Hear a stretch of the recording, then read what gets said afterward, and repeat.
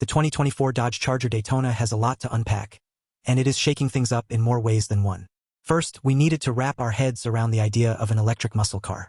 Never mind, there is also a hurricane-powered gasser coming called the Charger Sixpack, so we don't have to totally let go of that. It's a Charger, so it's a four-door sedan like the outgoing model, right? Wrong. Initially, the launch in the summer will be a two-door coupe with a four-door coming later. Well, it's a Daytona, so it has a rear wing, obviously. Wrong again. The new R-wing is on the front, and with a much lower profile than the '69 Daytona. But only the electric Daytona gets the wing feature. Confused yet? It all makes sense once you wrap your head around it, but the new user experience, UX, needs a lot less explaining.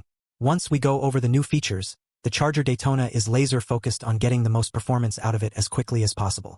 Dodge has put some effort into curating the Daytona experience from every angle that you might interact with the electric muscle car.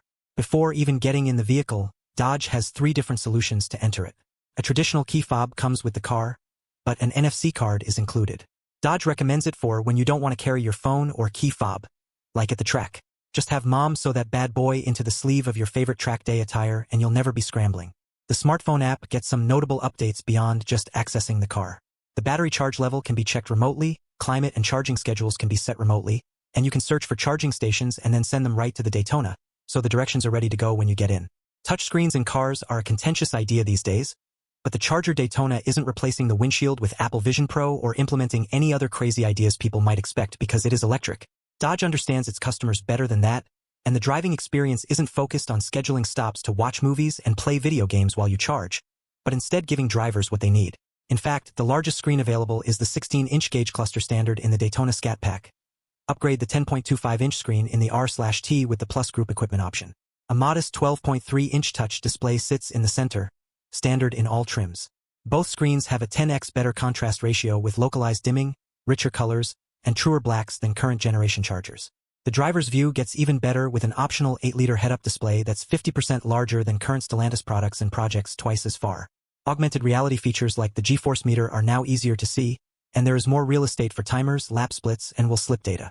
The Android-powered Uconnect 5 has a customizable homepage, performance pages, race pages, EV pages, support for Android Auto and Apple CarPlay, Sirius XM, Amazon Alexa, dual-zone climate control and TomTom navigation with natural speech recognition, destination prediction, and a charging station locator.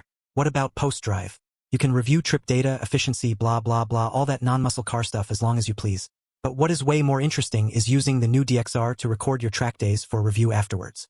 This is a big addition, and it sounds close to what's available in the 2025 Cadillac CT5V and Blackwing. Building on the pre-drive experience, tracks can be mapped and saved, or existing tracks can be loaded, and the DXR can be run in drag or circuit mode. A specific channel count wasn't given, but it is connected to all the CAN messages from the vehicle, records of front-facing camera, high-speed GPS, in-cabin speech, and the acceleration data from the new sensors added to the dual-valve adaptive suspension available with the track pack. The DXR analyzes performance data, braking and exit trajectory, and can be viewed in the vehicle, through a mobile app, or exported through USB for viewing on an external device. The system will have a cloud-based component, but the specifics of it and the proposed community haven't been announced yet. 8 drive modes are available: Auto, Track, Wet/Snow, Sport, Custom, Drag, and the tire smoking drift and donut modes. Changing modes not only alters the dynamics of the car, but changes the sound from the Fretsonic exhaust, viewable content, and lighting. Passengers can view gauges and data on the center screen, and the cluster will populate with instructions for the driver to navigate through the performance and tire smoking modes.